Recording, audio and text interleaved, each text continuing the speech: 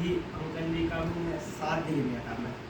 अब इस उसमें साथ नहीं दे सका, आप भी देख रहे होंगे, कल भी नहीं है। जब भी मैं किसी को सोचता हूँ तो ये साथ नहीं दे पाता हूँ मैं। क्या मैं बहुत अपने मन से लगा उससे साथ। ठीक है, ये कोई प्रश्न नहीं है, ठीक है। वो तो हर बात एक प्रश्न होती है, पर ये ज्ञान से इसका कोई संबंध नहीं। जी तो परिस्थितियाँ है, ठीक है ना। ये कोई ज्ञान से इन बातों का संबंध नहीं है। ये आज ही नहीं पढ़ा। अरे कभी की हो, किसी की हो, मैं तो भारी अकेली नहीं, मेरी की हुई, किसी की हो, और कभी की हो। ये ज्ञान से इन बातों का संबंध नहीं। हमारी नीयत साफ है, हम साफ नीयत से किसी का सहयोग करना चाहते, पर कोई परिस्थिति आगे नहीं कर पाए, इसमें क्या बात है? ये कोई बात खास नहीं है। भाई हमारी ईमानदारी तो अंदर की चीज़ है, हम अंदर से ईमानदार हैं, सहयोग करना चाहेंगे, लेकिन परिस्थिति जब नहीं कर सके तो इसमें क्या बात? तो ज्ञान का प्रश्न नहीं, ज्ञान के प्रश्न अलग होते हैं। ये तो व्यवहार में ऐसा होता ही रहता। हमने कहीं किसी को समय पर मिलने का निश्चय कर दिया और हमारी ट्रेन लेट हो गई, तो ट्रेन लेट हो गई तो उसमें भी कोई क्या करे, ये परिस्थिति बन गई। और हाँ, हम भीतर से कही हुई बात को पूरा करने के लिए हैं। अब परिस्थिति जन कोई बात आ गई तो वो कोई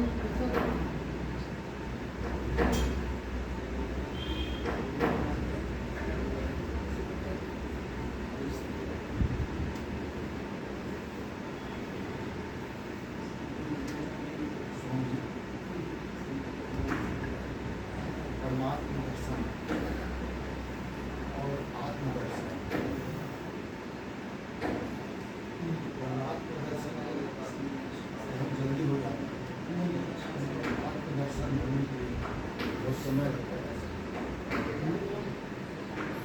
इसका मतलब ऐसा है, समझने के स्तर में साकार, निराकार और परमात्मा, क्षर अक्षर परमात्मा, व्यष्टि समष्टि पारदृष्टि। तो ये समझ में आपका जो प्रश्न है वो अलग प्रश्न है, ये समझ में तो आ जाता है, लेकिन आत्मदर्शन यानी आत्मवत व्यवहार, आत्मदर्शन यानी आत्मवत व्यवहार। तो परमात्मा अनुभूति तो हो जाती है, बहुतों को भी हो जाती है, उसमें हम भी शामिल हैं होने वालों में, लेकिन उसका व्यवहार देर में होता है, वैसा व्यवहार करने में देर लग जाती। पर जो लगा है मार्ग में लगा है तो हो जाएगा एक दिन व्यवहार वैसा, लेकिन तत्काल व्यवहार नहीं होता। इसलिए वो जो भगवान का वो है बुद्धि सूत्र है कि परमात्म दर्शन तो हो जाता है, लेकिन आत्मदर्शन हो तब होना। अब अपने को लगेगा कि छात्र साकार निराकार जानेंगे जब तो परमात्मा जाने, जब परमात्मा जानना हो गया तो आत्मदर्शन बीच में कहाँ रह जाएंगे? तो पहले बीच में हो जाएगा। अब अक्षरात्मा को जानने की सुरीति है, तो आत्मदर्शन का मतलब आत्मवत व्यवहार, ठीक। तो व्यवहार में लगे रहो तो भी बाद में होता। कोई पुण्यात्मा है, तीव्र जिज्ञासु है, तीव्र है, तो तत्काल कर्म किसी भी मनुष्य लोग में रहे, गुणानुसार वेग रहता हो, वेग के अनुसार सफलता मिलती है। परमात्मा अनुभव तो सर्व का अनुभव ही परमात्मा अनुभव है, बीच में आत्मा कहाँ छूटे, में सब आ गए। लेकिन वहाँ आत्मदर्शन युक्त का व्यवहार का मतलब है कि विश्व ही परमात्मा है, ऐसा तो हम जानने लगे और जान भी गए अगर, तो पर व्यवहार न हुआ तो आत्मदर्शन न है।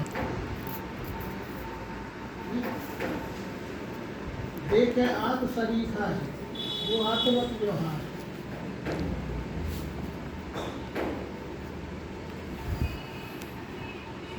आत्मा की स्थिति कहाँ पर है?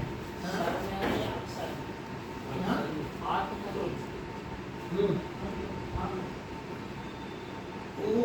उसी में जो रहे स्थायी अभिन्न गर्भ रूप से, पढ़ तो लिया ना, अभिन्न गर्भ रूप से किसमें है? अक्षर में। आत्मा। आत्मा अक्षर में। और आत्मा क्या है? अक्षर और आत्मा अलग अलग है। वो एक के ही पर्यायवाची नाम है। पानी और वाटर दो चीज है बस। तो वो क्षर ही अक्षर है, अक्षर ही क्षर है। इंद्री मन की दृष्टि से देखा तो ये साकार है, साकार दिख रहा ना कौन सा देख। और बुद्धि की दृष्टि से देखा तो मिठास, वो मिठास आँख से दिखती है, तो निराकार है। पर है तो इसी में ना, बाहर है इस आकार से बाहर है क्या मिठास? इंद्री मन की दृष्टि से देखते हैं तो आकार ही सच्चा दिखता है, और बुद्धि की दृष्टि से देखते हैं तो ये इसका मिठास ही सच्ची लगती है। और मिठास इसमें कहाँ है? ऊपर नीचे दाएं बाएं कहाँ है? संग में है ना। अक्षर में अक्षर है कि अक्षर में चर है? यही प्रश्न है ना तुम्हें। तो साकार में निराकार है कि निराकार में साकार? एक नहीं कह सकते। साक्षी भाव से दोनों में। हाँ ठीक भाई, ये साकार में निराकार है कि निराकार में साकार? रूप में मिठास है कि मिठास में रूप है? दोनों को अरे ये रूप है, ये मिठास में रूप है कि रूप में मिठास? ये शब्द है पर न रूप और मिठास दो अलग चीज। वो तो यहाँ करो ना, तो ये रूप और कहने में रूप है, कहने में मिठास है, लेकिन रूप से मिठास और मिठास से रूप अलग है क्या? बस ऐसे कहने का सगुण निर्गुण है ये। अगर है ना हो तो कहाँ है? कहाँ सगुण कहाँ निर्गुण? है ही सगुण है और है ही इंद्रिय मन की दृष्टि से सगुण है, बुद्धि की दृष्टि से निर्गुण है। और दोनों का अधिष्ठान वस्तु तो एक ही वस्तु में जानो, कल्पित भाव ही नहीं।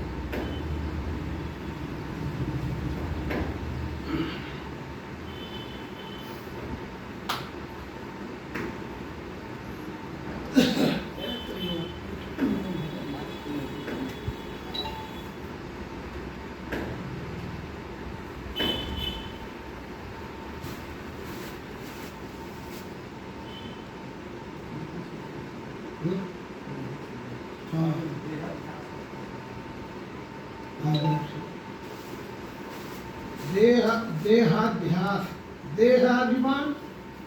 अपने व्यष्टि देहवान मैं 3.5 हाथ का ही हूँ। मैं अस्थि मांस मज्जा का 3.5 हाथ का सीमित नाम रूप में बंधा हुआ हूँ। ये भाव ही देहाध्यास है। देह का अभ्यास हो जाना, अपने को देह ही मान बैठना, और मैं इतना ही हूँ, मैं देह ही हूँ, और इतना ही देह है मेरा। यह देहाध्यास अध्यात्म की भाषा में कहलाता है। तो देह ही की स्थूल देह और सूक्ष्म देह और कारण देह और महाकारण देह, स्थूल देहवान को ही देहाध्यास होता है। और सूक्ष्म देह यानी 5 ज्ञानेंद्रिय, 5 कर्मेंद्रिय, 5 प्राण, मन और बुद्धि, ये 17 अंगों का सूक्ष्म शरीर या लिंग शरीर, वासनात्मक शरीर कहलाता है। तो इस देह का बीज वही है, वासना ही इसका बीज है, वही इसको यहाँ वहाँ घुमाता रहता है। तो 17 अंगों का वासनात्मक देह लिंग शरीर है, सूक्ष्म शरीर है।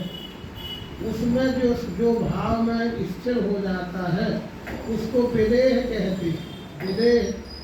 विदेह यानी विशेष देह, विशेष देह यानी स्थूल देह को अभिमान छूट गया, सूक्ष्म देह में आ गया, सूक्ष्म देह में स्थिर हो गया, तो देहाध्यास चला गया। और देह रहता है, देह रहते हुए भी देह भाव में बंधा नहीं है। विदेह यानी सूक्ष्म भाव में रहता है, तो विदेह कहलाते हैं। कारण अवस्था में पहुंच जाना है जीवन मुक्त अवस्था है। जीवन मुक्त ब्रह्म पर तेव भरे तज ध्यान, जे हरिचरण न करहि रति तिनके ही उपासान। ये देहाभिमान विदेह और जीवन मुक्त, ये मनुष्य देह में ही रहते हुए ही भावना अनुसार रहते हैं। जो अपने 3.5 हाथ वाले मैं में बंध जाते हैं तो वो देहाभिमान है। मैं ये नहीं हूँ, मैं आत्मा हूँ, इस भाव में स्थिर हो जाना ये विदेह मुक्त है। और बुद्धि में स्थित हो गए ये सब मैं परमात्मा ही है, उसमें मैं 3.5 हाथ का अलग कहाँ हूँ, उसी में अभिन्न हूँ, ये जीवन मुक्त। ये थोड़े थोड़े उनके अंतर है, पर देह रहते ही विदेह होता है और देह रहते ही जीवन मुक्त होता है। कोई ये ना मान ले कि देह ना रहेगी तब वो विदेह कहलाएंगे, जीवन मुक्त कहलाएंगे।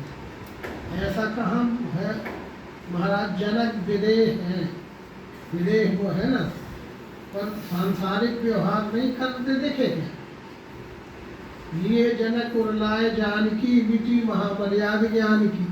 अरे बेटी की विदा हो रही है तो रो तो रहे हैं जनक जी, अब विदेह तो है, काय को रोना था? ये विदेह के अपने अनर्थ लगाए। लिए जनक और लाए जानकी और मिटी महा मर्याद ज्ञान की। जब महाराज दशरथ का देहांत हो गया, राम का वनवास हो गया, भरत चित्रकूट मिलने गए हैं, उनको ये सब सूचनाएं मिल गई, तो वो भी चित्रकूट गए हैं ना महाराज जनक, ठीक। और जब बेटी दामाद और समधी समझने सब मिल गए, गुरु लोग मिल गए, और समधी महाराज दशरथ का देहांत हो चुका था, तो फिर जब सब मिल गए तो वहीं से वापस चले जाना था ना जनक, तो जनकपुरी। अब महाराज जनक क्या चित्रकूट से जनकपुर चले गए थे? अयोध्या आए थे, जहाँ निवास स्थान था वहाँ आए थे। सचिव सौंप गुरु भरत ही राजू, जाते समय सचिव को, गुरु जी को और भरत को राज्य की व्यवस्था सौंप कर महाराज जनक गए थे। यह है विदेह का व्यवहार। हम विदेह समझते हैं लकड़ी का लट्ठा जैसा, ऐसा नहीं। लकड़ी का ठोठा लट्ठा जैसे थोड़ी विदेह हो जाता है। हृदय नहीं, वो पत्थर है जिसमें बहती रसधार नहीं, जिसमें कोई रस का संचार ना हो तो कब इंसान हो रहा?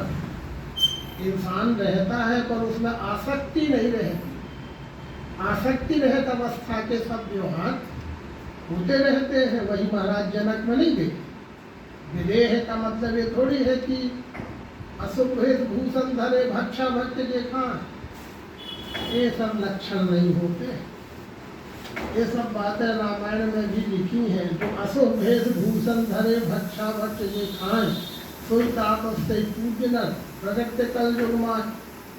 कलयुग में इन्हीं को सिद्ध और विदेह और जीवन मुक्त कहा जाता है, इन्हीं को परमहंस कहा जाता है। तुलसीदास कहते हैं वो ये नहीं है। ज्ञान गुण के विदेह और जीवन मुक्त और परमहंस अलग होते हैं। हंस, राज हंस और परमहंस। परमहंस का ये मतलब थोड़ी सी नंगा है, अपना ही गंदगी अपने ही चेहरे में लपेट लेता है, चाहे जो करता है, ये परमहंस के लक्षण नहीं है। परमहंस यानी जीवन मुक्त ब्रह्म पर ते भरे तज ध्यान, जे हरिचरण न करहि रति तिनके ही पाखान। देह रहते ही देह भाव में छूट गया है, विश्व भाव में जीते हैं, विश्व का कार्य करते हैं। ठीक।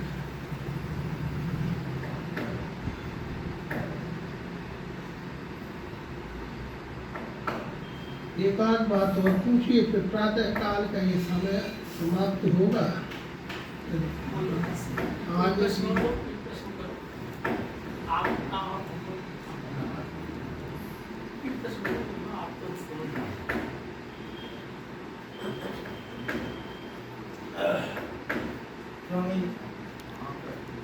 प्रार्थना में लिखा है 300 मिलेंगे साधु। क्या कह रहे हैं? तीन कब मिलेंगे साधु भगवान जी ने लिखा है तो क्या बात है? बैठ। शार्दूल एक छंद का भी नाम है। जी शार्दूल छंद भी होता है। हिंदी की पद्य रचना में दोहा, चौपाई, सोरठा, ठीक, कुंडलिया एक छंद, ये छंद रचना भी है रामचरितमानस में कि नहीं।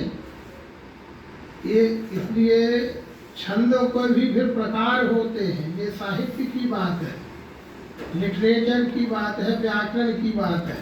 तो छंद रचना में छंद भी कई प्रकार के होते हैं।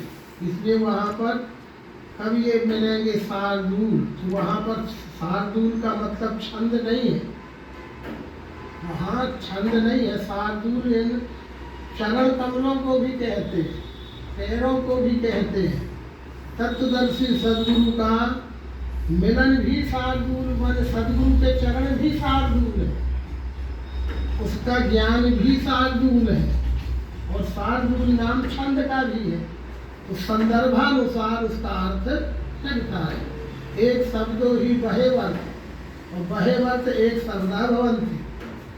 शब्द एक होता है पर उसके अर्थ बहुत होते हैं। शब्द एक रहता है पर उसके अर्थ बहुत होते हैं, और शब्द बहुत होते हैं पर अर्थ एक ही होता है। ये दोनों प्रकार के सूत्र साहित्य में समझे जाते हैं।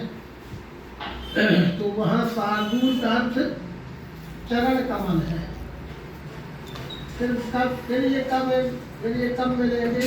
शार्दूल मुक्तिदाता, ठीक? तो वहाँ चरण कमल का बात है, यही तो बता है।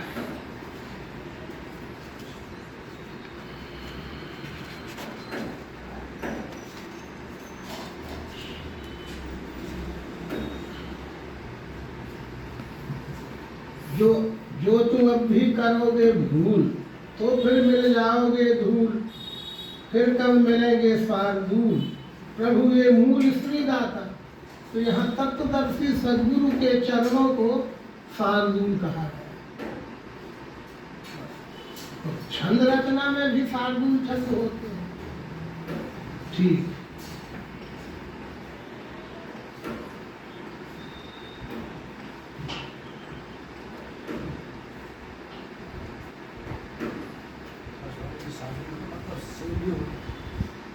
बहुत होते हो तो कह दिया ना कि बहुत होते हैं। जैसे पतंग, बताओ का पतंग का क्या अर्थ होता है? मत पतंग कहा जाए, अर्थ पूछा जाए तो क्या बताओ? संदर्भ के अनुसार अर्थ हो जाएगा। पतंग जल मरे तो कीड़े अर्थ हो जाएगा। बच्चे पतंग उड़ा रहे थे तो कागज हो जाएगा। पतंग उदय हो गया तो सूर्य हो जाएगा। अब शब्द एक है, उसके अर्थ अब केवल ये पूछा जाए पतंग माने का, तो क्या बताओगे पतंग माने का? पतंग कीड़ा भी होता है, पतंग बच्चे को उड़ाने कागज का भी होता है, पतंग सूर्य को भी कहते हैं। अब का बता दिया जाए कि पतंग माने का। वाक्य में उपयोग करोगे तो स्पष्ट हो जाएगा।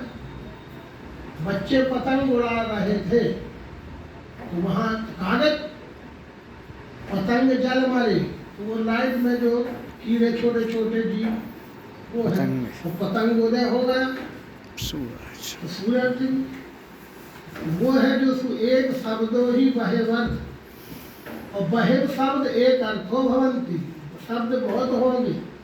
जैसे सूर्य, सन, भानु, रवि, दिनकर, दिवाकर, पतंग, मातंग, भास्कर, कितने शब्द हैं? बहुत हो गए ना। इतने शब्दों की चीज बहुत है का? एक ही चमकता हुआ सूर्य है, उसी के ये सब नाम है। नाम बहुत होंगे यही सब, पर चीज वो बहुत है क्या? तो एक ही सूर्य है, उसी को दिनकर, दिवाकर, पतंग, मातंग, भास्कर, रवि अब कहते। तो शब्द बहुत है पर अर्थ एक है। शब्द बहुत है पर अर्थ यानी वस्तु वो एक ही है, और एक शब्द एक है पर उसके अर्थ बहुत है। पलटा वो पलटता ही नहीं है ना, न जीभ पलट, जैसे आदमी की बोलने में बहुतों की जीभ नहीं पलटती, ऐसे ही समझते समय भी दिमाग नहीं पलटता। बोलने में जीभ न पलटे तो शुद्ध उच्चारण नहीं होता, ऐसे ही समझते समय अगर दिमाग न दोनों तरफ पलटे तो सही समझ में नहीं आता। एक शब्द के अनेक अर्थ होते हैं और अनेक शब्द का एक ही अर्थ होता है, असंभव। ठीक है, तब समाप्त किया जाता है। अजय जरा अपनी आगे की तुम अपनी जो तैयारी है वो करिए। ये प्रातःकालीन सामूहिक सर्वांगीण पाठ और उससे संबंधित व्यक्तिगत चर्चा, शंका समाधान, प्रश्नोत्तर का समय पूर्ण हुआ। अब सभी आदरणीय सज्जनों का बहुत बहुत धन्यवाद जाहिर करते हुए अभी यह